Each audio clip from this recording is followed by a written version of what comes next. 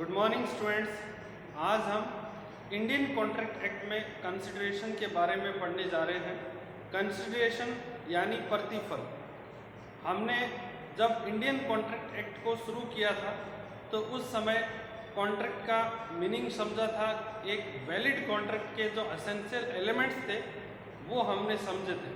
उसमें essential elements में एक पॉइंट ये भी था कि कोई भी कॉन्ट्रैक्ट है बिना प्रतिफल के वो व्यर्थ होता है, वॉइड होता है। यानी एक वैलिड कॉन्ट्रैक्ट के लिए कंसिडरेशन होना बहुत ज़रूरी है।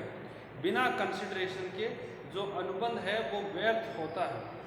तो आज के चैप्टर में हम कंसिडरेशन के जो टॉपिक को हम डिटेल से पढ़ेंगे। ये जो कंसिडरेशन के बारे में इंडियन कॉन्ट्रैक्ट एक्ट है उसके सेक्शन 2D के अंदर डिफाइन किया गया है। ठीक है ना, कंसिडरेशन का जो मीनिंग है और उसमें आप उसका जो एग्जैक्ट डेफिनेशन है वो समझ सकते हैं। अब देखिए, सबसे पहले हम समझेंगे कंसिडरेशन का मतलब क्या होता है, उसके बाद कंसिडरेशन के एसेंशियल एलिमेंट्स हैं उनको समझेंगे। तो आइए शुरुआत करते हैं कंसिडरेशन के मीनिंग से।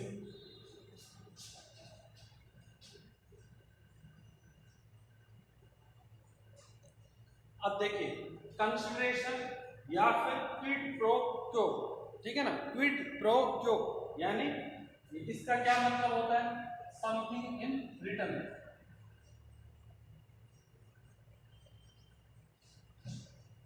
समथिंग इन रिटर्न यानी जब आप कॉन्ट्रैक्ट करते हैं तो एक पार्टी दूसरे पार्टी के साथ जो एक्सचेंज करती है उसे हम कंसिडरेशन कहते हैं। कंसिडरेशन का एग्जाम्पल भी हम समझें, लेकिन एक बात मैं आपको बता दूं कि ये जो कंसिडरेशन है यानी इसके बारे में एक जो सेक्शन 25 के अंदर इसको बताया गया है कि सेक्शन 25 में, ठीक है ना, कि नो कंसिडरेशन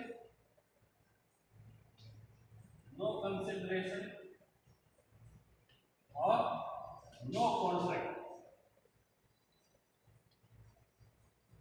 यानी प्रत्येक वैलिड कॉन्ट्रैक्ट के लिए कंसिडरेशन होना जरूरी है।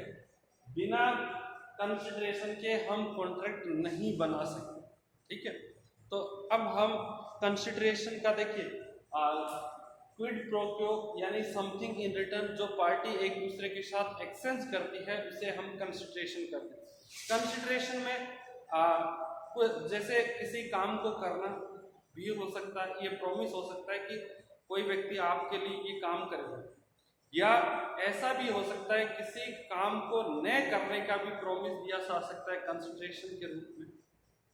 ठीक है, कुछ एक्सचेंज करने का भी प्रॉमिस किया जा सकता है कंसिडरेशन के रूप में। तो कंसिडरेशन का मतलब क्या होता है? वो कंसिडरेशन उस प्रॉमिस को या उस परफॉर्मेंस को कहते हैं जो पार्टीज के द्वारा एक कॉन्ट्रैक्ट में जो किया जाता है। तो यहां पर एक एग्जांपल हम समझते हैं कंसिडरेशन का।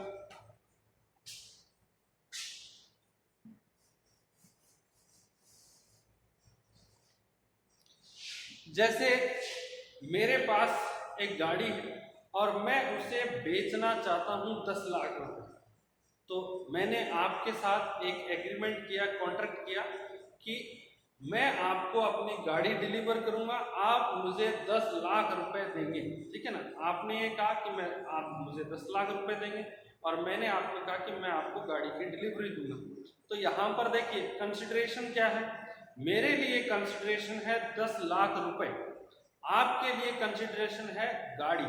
ठीक है ना, जो आपको 10 लाख रुपए के बदले मिलेगी। तो इस प्रकार से यहाँ पर ये क्या है? कंसिडरेशन, जो भी हम एक्सचेंज कर रहे हैं।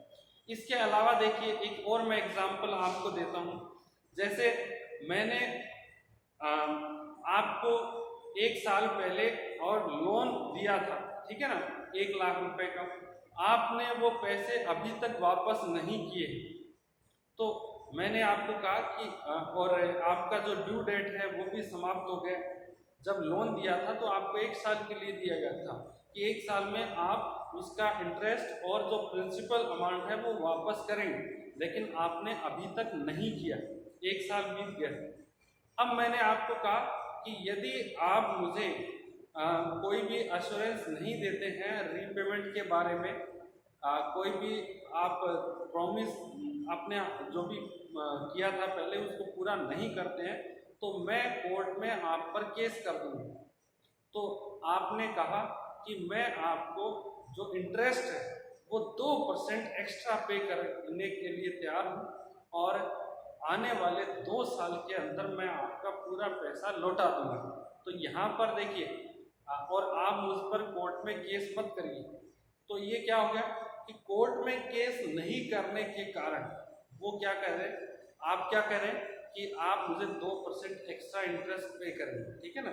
जो भी आपको लोन दिया था, क्योंकि आपको जो डेट दी थी उस डेट पे आप उसका रीपेमेंट नहीं कर पाए, तो जो एक्सटेंशन आपको मिला है और मैं कोर्ट में केस भी नहीं फाइल कर रहा, इस बात के लिए आप मुझे 2% एक्स्ट्रा इंटरेस्ट पे करेंगे। तो वो क्या है, कंसिडरेशन, यानी किसी काम को नहीं करना। आपने मुझे रोका कि आप जो है कोर्ट में केस ना करें, तो ये इस प्रकार से यूनिक कंसिडरेशन।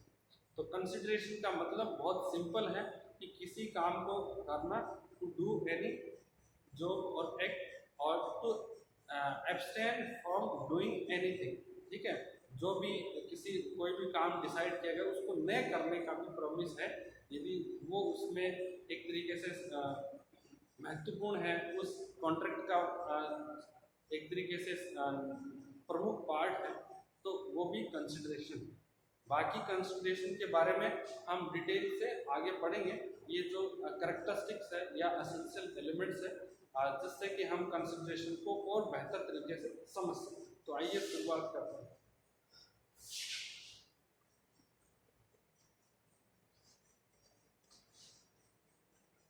कैरेक्टरिस्टिक्स है, इसकी विशेषताएं। Consideration must be at the desire of the promisor. Consideration है, प्रतिफल है, वो प्रोमिसर है, यानी जो वचनदाता है उसकी इच्छा पर होना चाहिए। एग्जाम्पल क्या है, जैसे मैंने मैं जैसे कोई मार्केट का कंस्ट्रक्शन करवा रहा हूँ किसी एरिया में, और उसका कंस्ट्रक्शन करने के लिए उस मार्केट की बिल्डिंग जो शॉप्स वगैरह वहाँ पर होगी, तो उसके कंस्ट्रक्शन के लिए मैंने एक कंस्ट्रक्शन कंपनी को ठेका दे दिया, कॉन्ट्रैक्ट दे दिया कि ये आपको काम करना है। अब जो कॉन्ट्रैक्टर है, जो उस कंस्ट्रक्शन कंपनी का, उसने या जो कंस्ट्रक्शन कंपनी है उसने क्या किया कि एक किसी थर्ड पार्टी को ये कहा कि वो उनको इस मार्केट में एक दुकान देंगे, ठीक है, और उसके बदले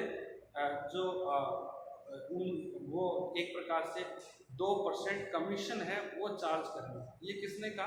देखिए, मार्केट डेवलप मैं कर रहा हूँ, ठीक है ना, लेकिन मैंने कंस्ट्रक्शन का काम किसी कंस्ट्रक्शन कंपनी को दे दिया, और कंस्ट्रक्शन कंपनी ने तीसरे पार्टी के साथ एक कॉन्ट्रैक्ट कर दिया कि जो कंस्ट्रक्शन कंपनी है वो थर्ड पार्टी को इस मार्केट के अंदर एक शॉप है वो दिलाएगा, ठीक है, और उसके बदले 2% कमीशन चार्ज करेगा। तो देखिए, उसने 2% कमीशन भी लिया है, और शॉप कहाँ से दिलवाना है कि जैसे मेरे से रिक्वेस्ट करते। अब यहाँ पर आपको समझना है, क्या वो वैलिड कंसिडरेशन है वहाँ पर? तो यहाँ पर वो वैलिड कंसिडरेशन नहीं है, क्योंकि कंसिडरेशन तब होगा, शॉप है, मार्केट पूरा मेरा है, और मैं मार्केट के अंदर कोई भी शॉप है किसी को लीज पर दे सकता हूँ, किराए पर दे सकता हूँ, या किसी को सेल कर सकता हूँ। तो कंसिडरेशन हमेशा जो एक प्रकार से जो प्रोमिसर है उसकी इच्छा पर होना चाहिए, ठीक है ना। इसके बाद हम बात करते हैं नेक्स्ट।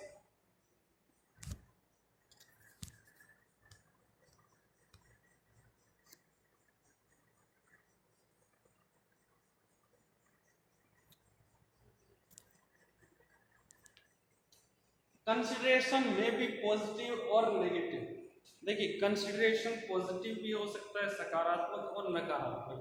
पॉजिटिव कैसे होता है कि मुझे अपना गाड़ी 5 लाख रुपए में बेचना है, मैं आपको गाड़ी डिलीवर करता हूं, आप मुझे 5 लाख रुपए देंगे, तो ये क्या हुआ? Positive consideration. मैंने आपको लोन दिया था, आपने रीपेमेंट नहीं किया, तो मैं आपको कह रहा हूं कि मैं आपके विरुद्ध कोर्ट में केस करूंगा। आप कहते हैं केस मत करिए, मैं आपको 5,000 रुपये देने के लिए तैयार हूं। तो ये क्या होगा, आपने मुझे कोर्ट में केस करने से रोका, उसके बदले 5,000 रुपये दे रहे हैं, तो वो नेगेटिव कंसिडरेशन। तो कंसिडरेशन पॉजिटिव भी हो सकता है और नेगेटिव भी हो सकता है। नेक्स्ट है कंसिडरेशन में मूव फ्रॉम प्रोमिसर और एनी अदर प्रोमिसी और एनी अदर पर्सन। तो जो भी वचन ग्रहीता है, प्रोमिसी है, उसकी तरफ से जो कंसिडरेशन होना चाहिए, या उसके खुद के द्वारा हो सकता है, किसी अन्य के द्वारा हो सकता है।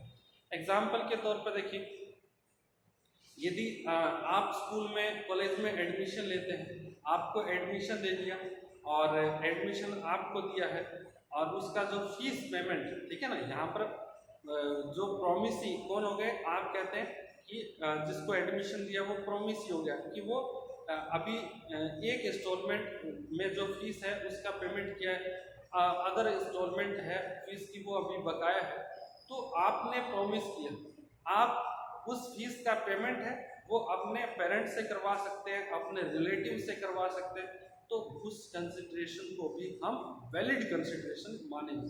कंसिडरेशन या तो प्रोमिसी की तरफ से हो सकता है, या किसी प्रोमिसी के बिहाफ पर कोई अन्य व्यक्ति भी कंसिडरेशन पे कर सकता है। नेक्स्ट है कंसिडरेशन, ये हो गया। Consideration must be legal. देखिए कंसिडरेशन है वो लीगल होना चाहिए। लीगल का मतलब क्या है कि जो ऐसा कोई काम नहीं होना चाहिए, जैसे आप किसी को कहते हो कि मैं आपको बाइक जो है वो ला के दूंगा, यदि आप कहीं पर चोरी करते हैं, किसी के गोदाम में आग लगा देते हैं, तो इस प्रकार के देखिए ये क्या इलीगल काम। और कोई भी जो आपका कंसिडरेशन है वो पब्लिक पॉलिसी के अगेंस्ट नहीं होना चाहिए, जो और इसके अलावा कोई इलीगल कार्य नहीं होना चाहिए कि आप कहते हैं कि आपके लिए आप हमें ये दो, आपके लिए हम चोरी करके देंगे, डकैती करके देंगे, तो इस प्रकार से कंसिडरेशन इलीगल नहीं होना चाहिए। नेक्स्ट है consideration need not be adequate. देखिए मेरे पास गाड़ी है, मैं आपको बेचना चाहता हूँ, गाड़ी की कीमत 10 लाख रुपए, मैं आपको 10,000 में भी बेच सकता हूँ, ठीक है ना। और यदि आप मुझे मैं एग्री करता हूँ, ठीक है ना, और मैं 10,000 में बेच देता हूँ आपको गाड़ी, तो वो भी एक वैलिड कॉन्ट्रैक्ट कहलाएगा। हालांकि यहाँ पर कंसिडरेशन क्या एडिक्वेट नहीं है, परंतु एडिक्वेसी से यहाँ पर कोई भी जो है कॉन्ट्रैक्ट की वैलिडिटी पर फर्क नहीं पड़ेगा। नेक्स्ट है consideration must be real end of value. जो कंसिडरेशन है वो वास्तविक होना चाहिए, यानी किसी भ्रम पर आधारित नहीं होना चाहिए। एग्जाम्पल के तौर पर देखिए, कोई आप किसी जो साधु महात्मा है उसके साथ कोई कॉन्ट्रैक्ट करते हैं कि आप उन्हें 50,000 रुपये देंगे और वो आपको सफलता का आशीर्वाद देंगे। तो यहाँ पर एक प्रकार से जो कंसिडरेशन है, सफलता का आशीर्वाद है, वो एक भ्रामक है और बिना रियल कंसिडरेशन के कॉन्ट्रैक्ट है वो वैलिड नहीं होता। इस प्रकार से भ्रामक जो कंसिडरेशन पर आधारित कॉन्ट्रैक्ट होते हैं वो वॉइड होते हैं। नेक्स्ट है there must be separate consideration for each contract. देखिए प्रत्येक कॉन्ट्रैक्ट के लिए सेपरेट कंसिडरेशन होना जरूरी है। एग्जाम्पल के तौर पर आप किसी इलेक्ट्रॉनिक शॉप से एक फ्रिज खरीदते हैं, एक ग्राइंडर खरीद के लेके आते हैं, एक एसी खरीद के, एयर कंडीशनर खरीदते हैं। देखिए जो आपने 3 प्रोडक्ट खरीदे हैं, फ्रिज खरीदा, ग्राइंडर खरीदा और एसी खरीदा, तीनों के लिए आपको अलग अलग पेमेंट करना पड़ेगा, तभी वो कॉन्ट्रैक्ट वैलिड है, ठीक है। नेक्स्ट है कंसिडरेशन में बी पास्ट, प्रेजेंट और फ्यूचर। कंसिडरेशन आपका वर्तमान में हो सकता है, भूतकाल में हो सकता है और भविष्य में हो सकता है। कैसे हो सकता है? आपने किसी गरीब व्यक्ति को 5,000 रुपये उधार दिए जब उसकी आर्थिक स्थिति बहुत कमजोर थी। अब व्यक्ति कहता है कि वो आपको जो 5,000 रुपये ब्याज समेत वापस करेगा। तो देखिए आपने जो दिए थे वो क्या था? पास्ट कंसिडरेशन, ठीक है ना। आपने यानी जो ड्यूटी है परफॉर्म की जा चुकी है वो पास्ट कंसिडरेशन। इसके अलावा जो प्रेजेंट है, यानी मैं अपनी गाड़ी आपको 5 लाख रुपए में, 10 लाख रुपए में जो भी है बेचना चाहता हूँ, आप गाड़ी खरीदना चाहते हैं, मैंने गाड़ी दी, आपने पैसे दिए, तो ये क्या है, एक प्रकार से प्रेजेंट कंसिडरेशन। फ्यूचर कंसिडरेशन क्या है?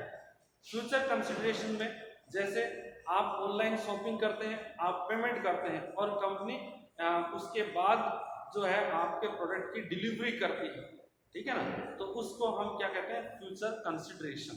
इसमें कैश ऑन डिलीवरी का भी हो सकता है कि आप पेमेंट भी बाद में करेंगे और जो कंपनी है वो प्रोडक्ट की डिलीवरी भी बाद में करेगी, तो यहाँ पर दोनों फ्यूचर कंसिडरेशन है। तो ये चाहे कंसिडरेशन प्रेजेंट में हो, पास्ट में हो, फ्यूचर में हो, सभी वैलिड है। नेक्स्ट है benefits to the promisor from consideration. देखिए जो प्रोमिसर है उसको कंसिडरेशन का फायदा मिला, बेनिफिट मिला, कोई लाभ हुआ नहीं हुआ ये जरूरी नहीं है, परंतु कंसिडरेशन का एक कॉन्ट्रैक्ट में होना जरूरी है। बिना कंसिडरेशन के कॉन्ट्रैक्ट वैलिड नहीं होता है और उस कॉन्ट्रैक्ट को हम वॉइड कॉन्ट्रैक्ट कहते हैं। इसलिए प्रत्येक वैलिड कॉन्ट्रैक्ट में कंसिडरेशन होना जरूरी है। कंसिडरेशन किसी भी रूप में हो सकता है, परंतु इलीगल नहीं होना चाहिए, भ्रामक नहीं होना चाहिए, इल्यूजन, ठीक है ना, एक तरीके से एम्बिग्यूटी पर आधारित, ठीक है, इस प्रकार से स्पष्ट होना चाहिए और एक वास्तविक होना चाहिए जिसको हम पहचान सकें। तो ये कंसिडरेशन के बारे में थे कि कंसिडरेशन हम किसे कहते हैं कि किसी काम को करना या किसी काम को नहीं करने का जो वचन देना है या कोई परफॉर्मेंस देने का वचन देना है, तो उसको भी हम कंसिडरेशन कहते हैं। एग्जाम्पल के तौर पर हम बहुत सारे एग्जाम्पल ले सकते हैं, जैसे एक अमिताभ बच्चन है, उनको यदि मूवी में कास्ट करते हैं तो आप अमिताभ बच्चन जो अपनी एक्टिंग करेंगे वो एक प्रकार से प्रोड्यूसर के लिए कंसिडरेशन है। जो अमिताभ बच्चन को फिल्म की रेवेन्यू में जो शेयर मिलेगा या उसके लिए जो उन्हें ये पैसे मिलेंगे रेम्युनरेशन के तौर पे, वो उनका कंसिडरेशन। तो कंसिडरेशन किसी भी रूप में हो सकता है। एक फोटोग्राफर है, वो आपकी फोटो जो है एक तरीके से क्लिक करेंगे तो वो आपके लिए कंसिडरेशन। तो अलग अलग जो संदर्भ में कंसिडरेशन का जो है वो एग्जाम्पल अलग अलग हो सकते हैं।